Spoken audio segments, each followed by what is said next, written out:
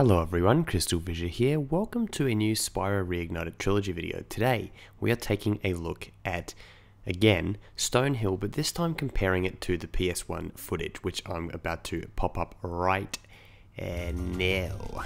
Here we go. Here is both versions of the game. Me trying to emulate what's going on here. You know, I mean, I can't entirely, and it's actually relevant to the video at hand. So I'm going to go over it quite a few times and look at some different elements of it. The first thing that you may notice is that obviously PS4 version has a lot more going on, you know, generally with the ground and stuff like that, which is obviously something that newer technology is a lot easier to do. You know, there's sort of a lot of nuance to the grass and stuff like that, the way that it sort of follows through, like the different plants and stuff. You know, you can see the little kind of, what are they called, like little flowers in the original version, but in the new version there are a lot more. In the PS4 such Xbox One, whatever, I'm just going to call it PS4 because that's what I'm instinctively know, they're a lot more apparent, and I like that. I really like the idea of these sort of colourful, you know, flowers and fauna and everything like that. It looks very, very cool.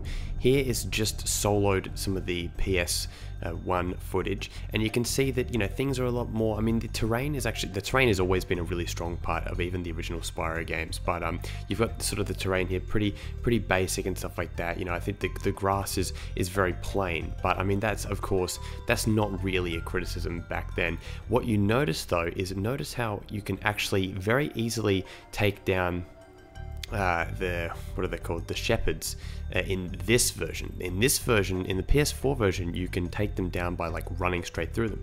Whereas if you charge them in the PS1 version, as you just saw, you'll actually bounce back. So technically, the shepherds are weaker in the Reignited Trilogy, which is something that I find quite interesting. Now, another thing, and this was actually pointed out by VTN Vivi, who did an analysis video about this. Notice the blue gem there. Okay, so firstly, that blue gem actually comes from one of the, what are they called, like the goats, which are conspicuously absent in this video. And that's because maybe they didn't want to show them off or something like that, I don't know. See, look, for example, look here, when I flame that guy there, well, I'm not flaming. See that blue gem there, that belongs to another goat.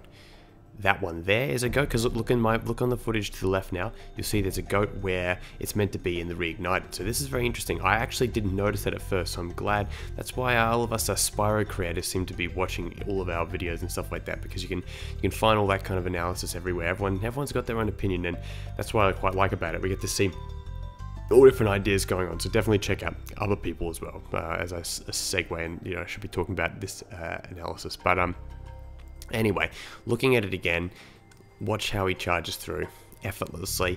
It looks like the hitboxes are slightly, like they're quite wide hitboxes actually. It looks like it almost hits him before he's even meant to, but yeah. And now look at behind there, you can see there's one of those chests which we can't properly see, like it fades away before it.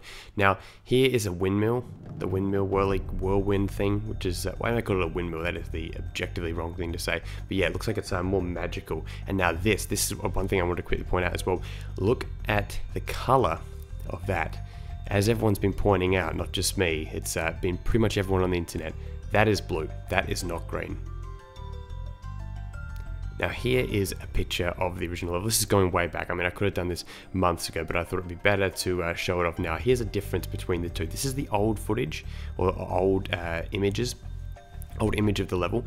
Notice how much more yellow it is overall, and yeah, I mean, I really do prefer the current Stonehill that we're seeing in the new version, because I just think that, you know, if you look at it, it matches the original a lot more. Some people have said that the lighting's too dark and stuff like that, and I guess that is sort of a pitfall of modern gaming. Is there was always an emphasis on shadows and stuff like that, and even in movies, even in some TV shows, you know, you get scenes that are just so darkly lit. But honestly, I think the sky, which Jordan Fringe also pointed this out, and I had the exact same thought, is that it's like a Toy Story skybox.